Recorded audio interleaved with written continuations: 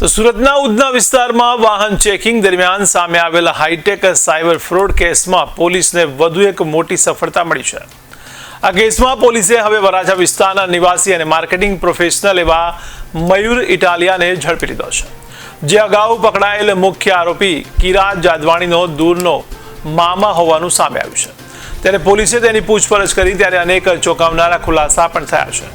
ત્યારે મયુર ઇટાલિયાએ ઓગસ્ટ 2024થી લઈને અત્યાર સુધી મુખ્ય આરોપી કિરાત અને ફરાર દિવ્યેશને 30થી વધુ બોગસ બેંક એકાઉન્ટ પણ વેચ્યા હતા, જેમાંથી એક એકાઉન્ટ તેણે 6 લાખ રૂપિયામાં આપ્યું હતું।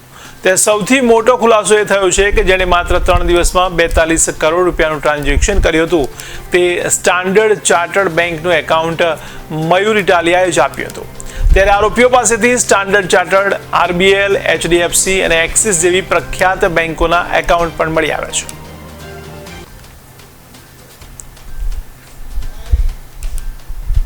સુરત શહેરના ઉધના પોલીસ દ્વારા હાલમાં એક ખૂબ જ મોટા એવા સ્કેમ, જેમાં સાયબર ફ્રોડનું અને અન્ય ગુનાઓ સામેલ છે, એ પ્રકારના ગુનાની તપાસ હાથ ધરવામાં આવેલ છે। આ ગુનામાં જે 2 વ્યક્તિઓ પકડાયા હતા, ત્યારબાદ ફર્ધર ઇન્વેસ્ટિગેશનમાં પોલીસને અન્ય એક વ્યક્તિ જેનું નામ મયુર ઇટાલિયા છે એની પણ ધરપકડ કરવામાં આવી છે। આ મયુર ઇટાલિયાએ સાયબર ફ્રોડ કરનારા મુખ્ય વ્યક્તિઓ કિરાત જાદવાણી અને મીત ખોખર આ લોકોને 30 જેટલા કરંટ એકાઉન્ટ ખોલાવડાવી અને સેલ કર્યા હતા, અને એ દરેક એકાઉન્ટ દીઠ એને 6 થી 6.5 લાખ અથવા વધારે પ્રકારની એમાઉન્ટ એને મળતી હતી। આજે મયુર ઇટાલિયા છે એણે પોતે MBA કરેલું છે અને કોઈન પાપડ પ્રકારનું જે પાપડ આવે છે એના માર્કેટિંગનું કામ પણ કરે છે। પોતે દુબઈ પણ 2 વાર જઈ આવ્યો છે એવી માહિતી પોલીસને છે। અમે દરેક બાબતે ઊંડાણપૂર્વક તપાસ કરી રહ્યા છીએ। અત્યાર સુધી અમારી જે તપાસ છે એમાં આ સમગ્ર ઘટનામાં લગભગ 265 કરોડ જેટલી એમાઉન્ટનું કેલ્ક્યુલેશન અમારા સામે આવ્યું છે, કે જેમાં એ લોકોએ જે સ્ક્રીનશોટ્સ અને એ લોકોના જે ટ્રાન્ઝેક્શનની ડિસ્કશન હોય એમાં અત્યાર સુધી 265 કરોડ એમાઉન્ટનું ટ્રાન્ઝેક્શન થયા હોવાનું પ્રાઇમરી અત્યારે જણાય છે, અને એ 265 કરોડ દીઠ આ લોકોને કેટલું કમિશન મળ્યું એનું પણ અત્યારે તપાસ ચાલુ છે। સર, મયુર જે આરોપી છે 6 લાખ એ પોતે લેતો હતો, તો જે બેંક એકાઉન્ટ કીટ જેને ભાડે લેતો હતો તેને કેટલું કમિશન આપતો હતો? મયુર છે એ પોતે 6.5 લાખથી 6,80,000 જેટલી એમાઉન્ટ પોતે લેતો હતો દરેક એકાઉન્ટ દીઠ, અને એમાંથી 3 લાખ રૂપિયા એ જે લોકોએ એને એકાઉન્ટ આપ્યું હોય એને આપતો હતો અને બાકીના પૈસા પોતે રાખતો હતો। એ દરેક વખતે વેરી થતું રહેતું, ક્યારેક કોઈ કરંટ એકાઉન્ટમાં જો લિમિટ વધારે હોય તો એ પ્રકારે એને એમાઉન્ટમાં ફેરફાર થતી હતી, કોઈમાં લિમિટ ઓછી હોય તો એ પ્રકારે ફેરફાર થતું હતું। સર, આ એકાઉન્ટ ઉપયોગ કેમાં લેતા હતા? સૌથી મહત્વનું આ જે કરંટ એકાઉન્ટ્સ છે એ અત્યારે જે અમને માહિતી છે એ મુજબ સાયબર ફ્રોડમાં વપરાતા હતા। એટલે કોઈને કોઈ જગ્યાએથી કોઈ વ્યક્તિઓ સાયબર ફ્રોડ કરી અને જે પૈસા આવે એને આ એકાઉન્ટમાં નખાવતા હતા। ફોર એક્ઝામ્પલ, મારા સાથે સાયબર ફ્રોડ થયું હોય એટલે મારા એકાઉન્ટમાંથી પૈસા સીધા આ લોકોએ જો કોઈ પ્રકારનું કરંટ એકાઉન્ટ બનાવ્યું હોય એ કરંટ એકાઉન્ટમાં જતું, અને એ કરંટ એકાઉન્ટમાંથી ફર્ધર એ પૈસા આગળના અન્ય એકાઉન્ટ્સમાં જતા।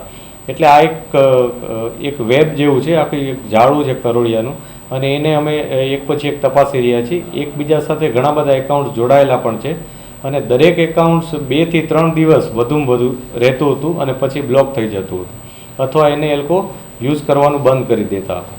અમુક એકાઉન્ટ્સમાં સાયબર ફ્રોડની ફરિયાદો પણ થઈ છે, તો એની પણ તપાસ અત્યારે ચાલુ છે। મયુરે જે બેંક એકાઉન્ટ ભાડે લીધા છે કોઈ સગા સંબંધીના છે? મયુરે પોતાના સંબંધીઓના પણ કેટલાક એકાઉન્ટ્સ લીધા છે, અને અનનોન લોકોના પણ જે એના મિત્રો હતા એના થ્રુ અન્ય લોકોના પણ એકાઉન્ટ્સ લીવડાવ્યા છે એને। સર, દિવ્યેશ અને વિનીતનો શું રોલ? આ પૂરી ઘટના છે એમાં મુખ્ય આરોપીઓ કિરાત જાદવાણી અને મીત ખોખર છે। આની સાથે સાથે એમનો એક વ્યક્તિ છે દિવ્યેશ, જે એનો મિત્ર છે, જે હાલ પોલીસની પકડની બહાર છે, પોલીસ એને પણ શોધી રહી છે। દિવ્યેશ ચક્રાણી કરીને જે વ્યક્તિ છે એ આ લોકોની સાથે જ આમાં જ જોડાયેલો હતો, અને આ જ પ્રકારનું એનું કામ હતું કે સ્કેમમાં પૂરેપૂરું એ કામગીરી કરે। અને એ પ્રકારે એને પણ એટલી જ એમાઉન્ટમાં કમિશન મળતું હતું. અત્યાર સુધી પોલીસના ધ્યાનમાં જે આવ્યું છે એમાં ટોટલ 194 એકાઉન્ટ્સ અમારા સામે આવ્યા છે કે જેમાં અમને એ લોકોના જે લેપટોપ કમ્પ્યુટર્સ એમાંથી અમને જે એક્સેલ શીટ્સ અને મળ્યું છે એમાં અત્યાર સુધીનું કાઉન્ટ 194 થાય છે. એમાંથી કેટલા એકાઉન્ટ એ લોકોએ સેલ કર્યા છે અને કેટલા હજી પોતાની પાસે રાખ્યા છે એની તપાસ ચાલુ છે. આ લોકો જે એકાઉન્ટ લેતા એ એકાઉન્ટની પાસબુક આ બધું જે પોતાની પાસે રાખતા અને જ્યારે એકાઉન્ટ યુઝ થઈ જાય ત્યારે એને ડિસ્ટ્રોય કરી દેતા. એના માટેનું શ્રેડર પણ એ લોકોએ વસાવેલું હતું. અને જે એકાઉન્ટ યુઝ થતું એનું સિમ કાર્ડ એ લોકો પોતાની પાસે રાખતા અને બાકીની કીટ ઉપર આપી દેતા અને સિમ નંબર ઉપર આપી દેતા અને પોતાની પાસે એક મોબાઈલ એક્સ્ટ્રા રાખતા હતા. અને જ્યારેથી ઉપરથી કોલ આવે કે અત્યારે આ નંબરનો સિમ યુઝ કરો એટલે એ અન્ય એક મોબાઈલમાં એ સિમ યુઝ કરતા અને એમાંથી એ લોકો SMS ફોરવર્ડ કરાવી બારોબાર એ લોકોને જે વ્યક્તિ સાયબર ફ્રોડ કરે છે એને OTP મળી જાય એ પ્રકારનું આખું એક ટેકનોલોજીકલ સિસ્ટમ એ લોકોએ ડેવલપ કરી હતી અને એના આધારે જ એ લોકો ઘણા સમયથી કામ કરતા હોવા છતાં પકડાતા ન હતા. Sir rich pay આઈડીના